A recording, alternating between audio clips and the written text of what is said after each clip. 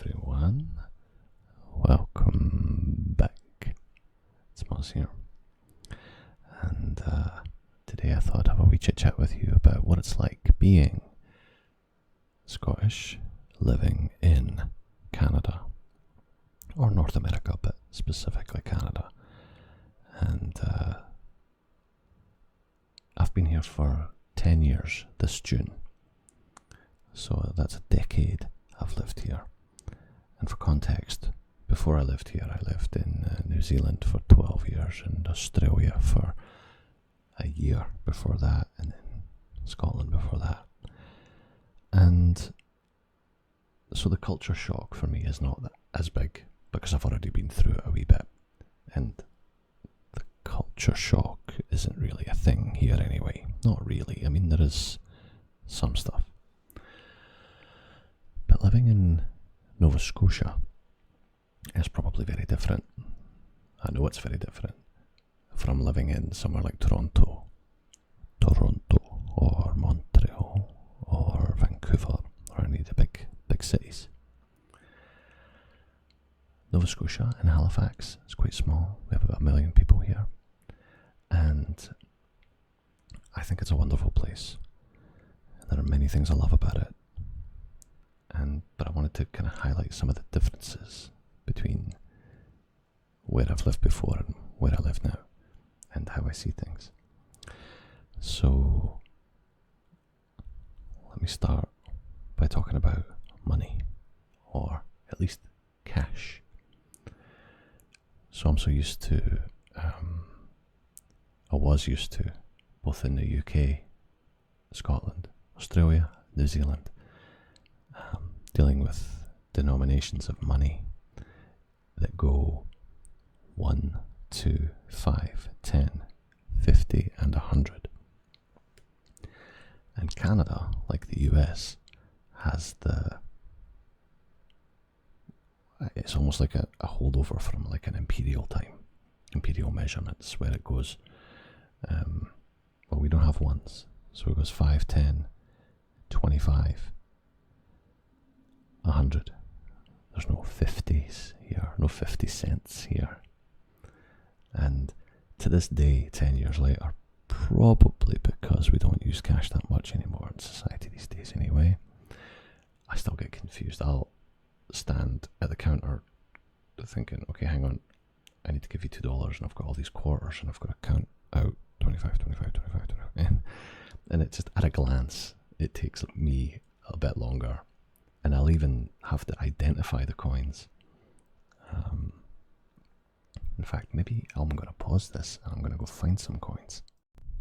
So I've got some coins here. I don't have any $1 coins, but I have a $2. Is that going to focus? Oh, it's trying. There we go. It's like a gang sign or something. Oh my goodness, I can't even hold it up. There we go. Canada $2. And it's so thin and light. I always found that $2 coins tended to be quite heavy, but not here. And then you've got your 5 cents, which is not that much smaller than a $2 coin. And I find the there it is, 5 cents. Wow, does that one say from 1986? That's actually kind of old, isn't it? That one's from 2001. But why is the 5 bigger than the 10? That's what I want to know. Anyway, that's a small difference. I haven't written this down. I should have written this down, but it's okay. I'm gonna tell you things I observe. Trucks and what we call trucks here are different from what we call trucks trucks in the UK and are usually different from what we call trucks in Australia and New Zealand too. So in the UK, a truck is a large goods vehicle, like an industrial vehicle, like a semi-trailer, but it's not quite true either, because we call them lorries. And trucks, to me, are always kind of like a dump truck, carrying boulders and stuff. So you've got your lorries, which would be your semis here, and then you've got your dump trucks, which I think here they just call everything a truck. Basically, I've even heard some people call SUVs trucks from time to time, which is really strange to me. But when in Rome, you have to use the lingo, otherwise nobody has a clue what you're talking about. So you've got trucks like that. Car names are different. A station wagon here is called an estate car in the UK. But I don't know if they call them estate cars in Australia and New Zealand, because I find that in those countries some terminologies from North America seem to have seeped in. Maybe somebody can correct me on that, but I don't think Kiwis, for example, go around talking about estate cars. I'm pretty sure they just call them wagons or something too, but they don't say station wagon. And then you've got my favourite kind of car, which is a saloon car, which North Americans would know better as a sedan. So lots of terminology differences for things like that in everyday life. When you go to the grocery store here and you buy peppers, like red, green, yellow peppers, they are called peppers here, oddly enough, which is what we call them in the UK. But in New Zealand, they call them capsicums. So that's interesting. I don't know how that happened. There's also the big one, and it's still sort of talking about money and things, is taxes. So never in anywhere I've lived have I observed, thought about, and got annoyed about taxes so much as I do here. Now, that's not to say it's because the taxes are higher here, because actually, in many ways, they're a lot lower here. But in the UK, we call that a unitary state, as a single governed country. Same in New Zealand and Australia.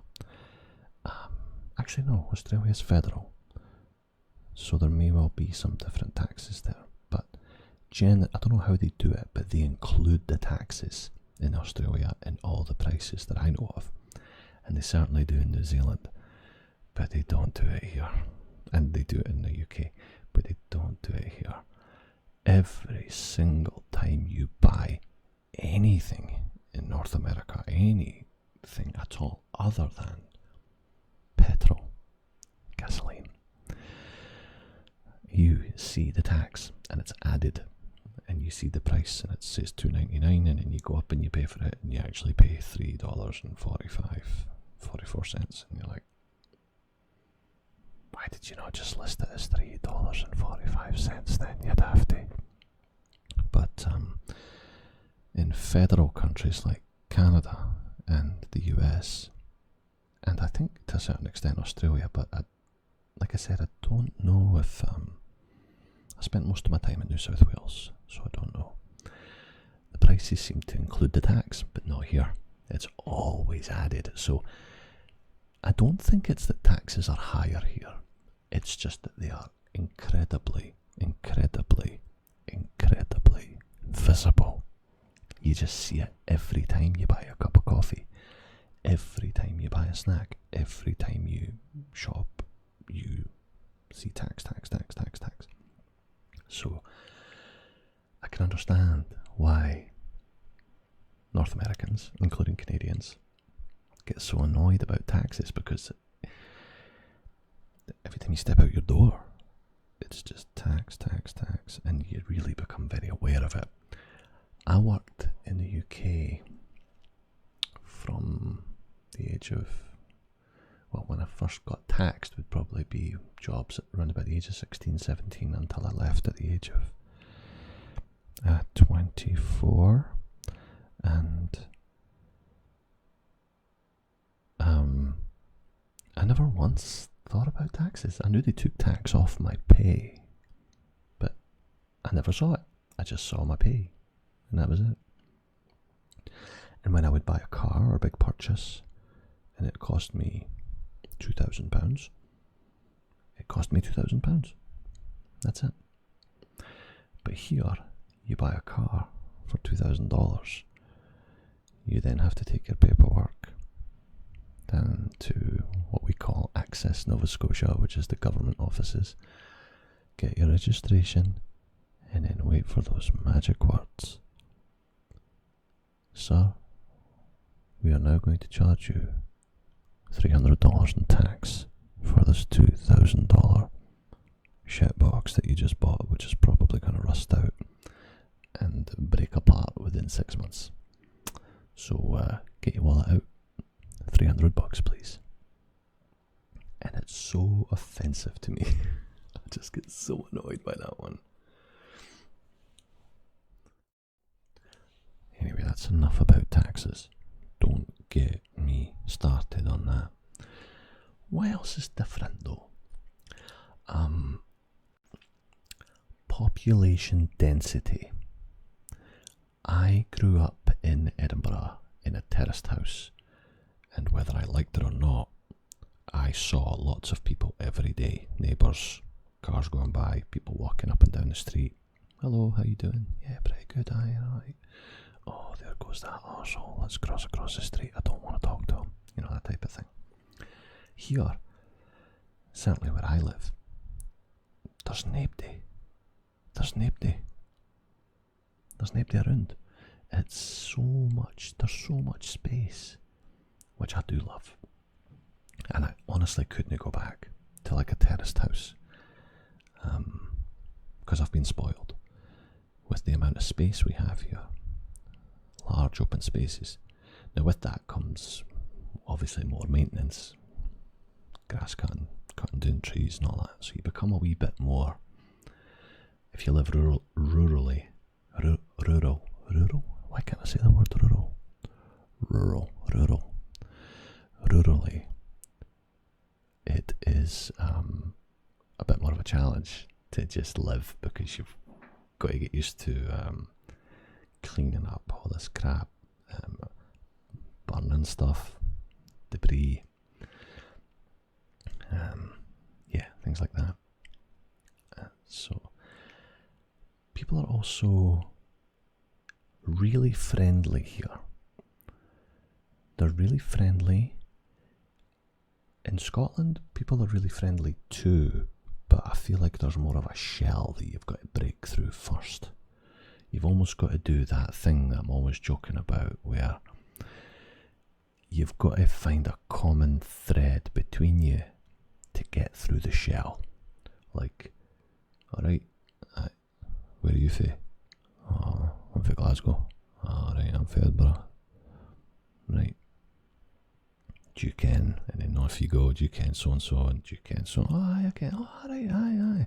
And then once you discover something in common, people warm up to each other.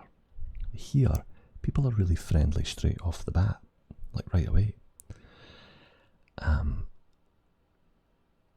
But it's almost the opposite in that they're friendly up front, but then I found it hard to get to know people beyond that point. Now that might just be me though. in my age, in my own like biases or whatever. But I do find that quite an interesting difference. It's almost flipped for me. I've been here 10 years and I don't really know that many people here. Although that probably also comes with the fact that I live in a little bit more of a rural area. So it could just be that. What else is different? Food. Customizing food. I love this one. And whenever my family from Scotland come over and we all go out for a meal, I'll often, not always, but often do what you do in North America, and that is you customize what you order. You know, you'll say, I'll have nachos, but I don't want any olives, and can you please add some extra peppers? And the waiter or the server will go, sure, no problem. And he might not even charge you for it. But if I do that in Scotland, now again, I've been away for 20 years, so this might have changed. But if I did that in Scotland when I was there, people look at you like, shit, this fussy bastard. Do you know what I mean? Fussy bastard wants to customise his food. What, is our menu not good enough for you, know? That type of thing. And so when my family come over and I do it here, you can almost see them cringe because they think, oh God, Muzz is being fussy again. Look, just order the meal and eat what you're given. You know, that's kind of the attitude. And so like if I go back to Scotland and I order a big Scottish breakfast and I say, listen, I didn't like the beans, but I love the tatty scones. Can you give me an extra tatty scone? They'll sort of write it down and go, aye, okay, we could do that, but it'll be an extra £2.50, you know, that sort of thing. And they'll warn you up front. That's another thing. That leads me into the next thing, which I find interesting, is you don't know what things cost here until you go to pay for it. Whereas I'm used to finding out the cost before, if you know what I mean. So you'll order stuff, you'll order like the burger, and it'll be $14. And the server will go, hey, do you want some cheese and bacon with that? And you'll be like, yeah, go on then. But they don't tell you that the cheese and bacon is going to bump the burger from $14 up to $17. You just accept it. And you don't know how much it's going to go up by. Or it might not go up. Maybe they won't charge you extra. It's just like, you don't know until you get the bill. So that's, whereas in the UK, it's usually kind of like, do you want some cheese and bacon? That's an extra £1. Alright, I go on then. You know, that sort of thing. Again, I'm probably out of date with some of the things I'm saying about the UK and New Zealand, Australia, so feel free to correct me.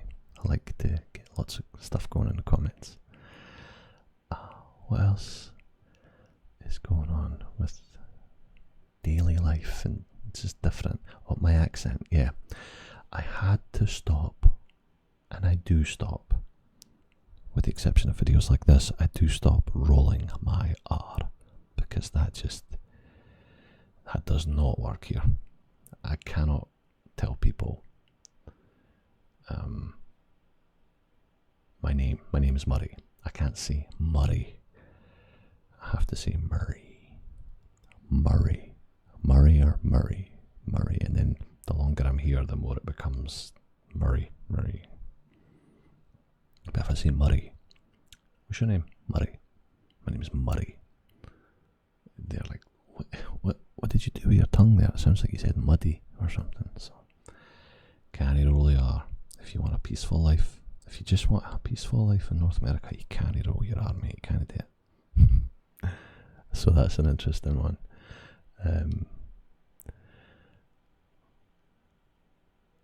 What else is different here? So there's a few other words, a few other terms that you used here that you can't say here, that you might say in the UK, like fancy a wee biscuit. Can't say that because well, you can say that, but you're not going to get a biscuit. In North America, a biscuit is a cookie. Okay, so let's just get that straight.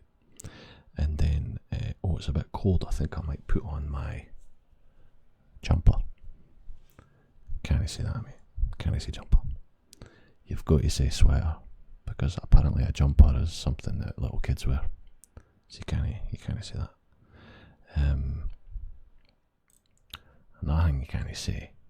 There's one word you can't say here. A word that you might use every day in the UK. A word that you might use every day in Australia and New Zealand as well. You know what that word is? Trousers. Trousers. Can't say that here, mate. People be like, trousers. What the is that? Do you know what I mean? Everything here is pants, pants, outside pants, underpants. That are just all pants. Pants, pants, pants. See my pants? And I don't know if they still use it though, but in the UK, certainly in England, for a long time, maybe they still do, pants was always considered something crap. What did you think of that movie? To be honest, I thought it was pants. You know, that type of thing. Petrol. Can't you say petrol? You've got to say gasoline. Gasoline, or just gas. My car runs on gas. I've got a wee web page up because I was starting to forget some of the things that I was thinking about. Car park. I like that one because I know this is one that I didn't even know. Like, I'm normally quite observant with this stuff and I notice it on my own. But this one was where I was with my friend and I was talking about the car park and he said, "What car park? Like, what are you talking about?" I said, "The car park over there." He's like, "That's a parking lot." A car park is a building. It's like a structure. Huh, really? Okay then. Now this might be different across North America too. I'm just going by what they say here. So in the UK, a car park is a parking lot, and a multi-storey car park is also just a car park. So everything's a car park. Over there by the car park. Over there by the car park. Here they differentiate car park and the parking lot. So that's an interesting one too. Oh, Halloween. I'm going to end the video on my Halloween story because I'm proud of this one. So I've probably told you this before, but I'm going to say it again. So Halloween is huge in North America, we know that, and it's getting bigger around the world, around the Western world. People really get into it, right? I think it's great. And as I always understood Halloween, it was always about witches, Dracula, werewolves, murderers, blood, guts, and so on. So when we started doing Halloween here, when my kids were wee, when they were in daycare, I'm talking when they were like 4 or 5 years old, okay, I and my wife dressed up my kids in bloodied clothing with necklaces made from with severed fingers, like these severed fingers hanging around their neck, blood down the sides. And I'm like, fucking yes man, this is like the best Halloween costume ever for a wee kid. Do you know what I mean? And there was one year my son had an axe and knives, you know, like fake, obviously all fake stuff, like plastic ones and rubber ones and that. But the first year it happened, the first year we did it, I rock up to daycare in the morning to drop them off, open the door, and there's all these princesses and pirates and Superman and the Hulk and all these like cartoon characters and superheroes, and I suddenly looked at my kids going, oh, I think maybe we're dressed a bit too graphic for this. Whatever. So I just left them to it, and so, you know, my son's sitting there with like blood on his face and ripped shut, severed fingers, and sitting next to a wee princess and a wee pirate. Anyway, I thought it was hilarious because clearly my idea of Halloween was a wee bit different than their idea of Halloween for young kids. Maybe it's just the adults that should do that stuff, but whatever. So we just kept doing it. Anyway, there's a few little things from me based around the differences between what it's like for me, a Scottish person living in Canada. I hope you enjoyed this soft-spoken ramble ASMR video, and thank you for joining me. I'll talk to you soon, okay?